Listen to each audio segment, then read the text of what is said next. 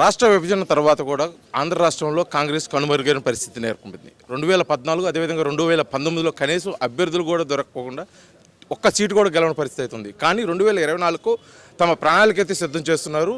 దానికి ముఖ్య కారణంగా ఇటీవల కాలంలో తెలంగాణ కాంగ్రెస్ ప్రభుత్వం ఏర్పరచడంతో పాటు అదేవిధంగా వైఎస్ షర్మిల కాంగ్రెస్ పార్టీకి అయితే వస్తుందని చెప్పేసి అయితే పెద్ద వార్త అయితే కాంగ్రెస్ పార్టీలో నెలకొంది. అదేవిధంగా దానిపై పూర్తి ప్రణాళిక ఎలా ఉండిపోతుందో, అదేవిధంగా షర్మిలాని ఏ విధంగా ఆహ్వానించబోతున్నారు, అదేవిధంగా ఆంధ్ర రాష్ట్రంలో జరుగుతున్న 2024 ఎన్నికలకు కాంగ్రెస్ ఏ విధంగా చదువుతుందో మాజీ కేంద్ర మంత్రులు జేడీ శైలం మనతో ఉన్నారు. ఆయన మాట్లాడి తెలుసుకుంటారు. చెప్పండి, రాష్ట్ర విభజన తర్వాత కాంగ్రెస్ పార్టీ అయితే పూర్తిగా కనుమరుగైపోయింది. కొన్ని చోట్ల అయితే డిపాజిట్లు లేవు, కొన్ని చోట్ల అయితే అభ్యర్థులు కూడా కరువైన పరిస్థితి ఉంది 2014, 2019 ఎన్నికల్లో. ఈ నేపథ్యంలో 2024కి కాంగ్రెస్ పార్టీ తరఫున ఆంధ్రప్రదేశ్లో మీరు ఏ విధంగా సిద్ధమవుతున్నారు? 2014లో జరిగిన కొన్ని ఈ బైఫ్రికేషన్లో అపోహలు అవన్నీ మీరంతా చూశారు. అక్కడ జరిగినటువంటి పరిణామాలు, ఇక్కడ జరిగినటువంటి పరిణామాలు. సరే, అందరూ కలిసి విభజన చేసినా కూడా అనివార్య పరిస్థితుల్లో విభజన జరిగినా సరే కాంగ్రెస్ మీద ఆ నేరం మోపి మరి శిక్షించారు. మేము శిరసావహించాం.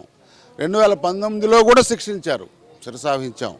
ఏదో బాగుపడుతుందిలే, ఆ చట్టంలో అనేక అంశాలు మనం చేర్చాము. ప్రత్యేక హోదా, పోలవరం, మంచి రాజధాని ఎందుకు మీరు కట్టలేదని చాలామంది అడిగారు. రాజధాని అనేటువంటిది రాష్ట్ర ప్రభుత్వ శాసనసభ డిసైడ్ చేయాలనేటువంటి చట్టంలో అది ఒక ఆనవాయితీ.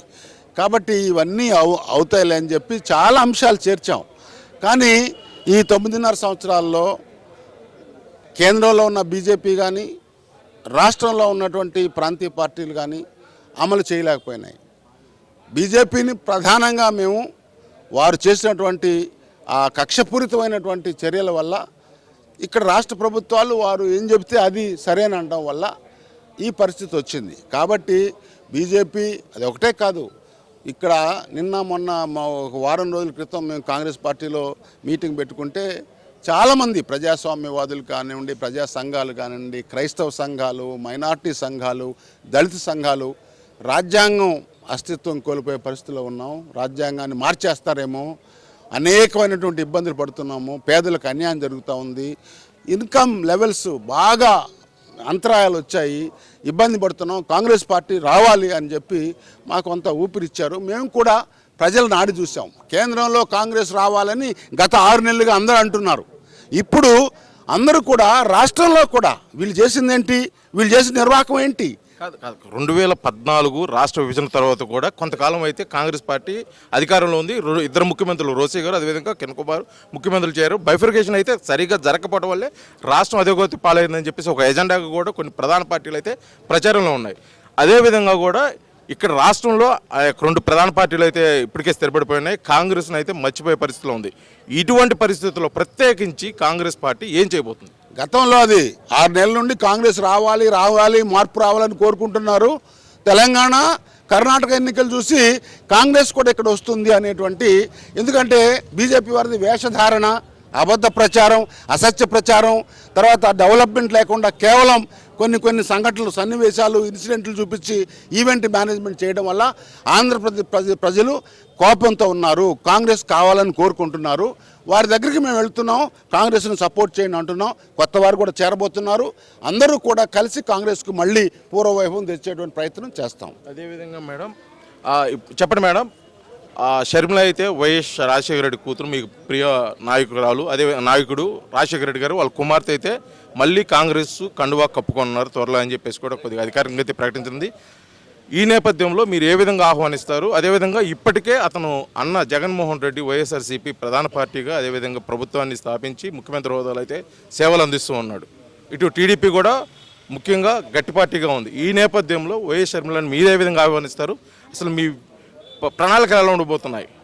ఖచ్చితంగా వైఎస్ షర్మిల గారిని హృదయపూర్వకంగా మేము ఆహ్వానిస్తున్నాం. కాంగ్రెస్ పార్టీ ప్రతి ఒక్కరిని ఆహ్వానిస్తుంది.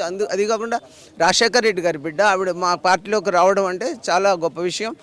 ఆవిడ దెబ్బతిని ఉన్నారు, ఇప్పటికే ఆవిడ గాయపడి ఉన్నారు. ఖచ్చితంగా మా పార్టీలో, కాంగ్రెస్ పార్టీలో వచ్చిన తర్వాత ఆవిడ సంతోషంగా ఉండే విధంగా, ఆవిడ అన్ని విధాల గౌరవించే విధంగా గౌరవం ఇచ్చి మేము ఆవిడ పార్టీ వాడుకుంటుంది. ఏ విధమైన సందేహం లేదు అందులో. ఇక జగన్మోహన్ రెడ్డి గారి విషయానికి వస్తే ఆయనకి ఎథిక్స్ లేవు. ఫస్ట్ ఆఫ్ ఆల్ ఈ రాష్ట్రంలో ఒక కుర్రాడు అధికారంలోకి వస్తే బాగుపడుద్దని అందరూ మేధావులు యువకులందరూ అనుకుని ఓట్లు వేశారు. కానీ అతను అలా చేయలేదు.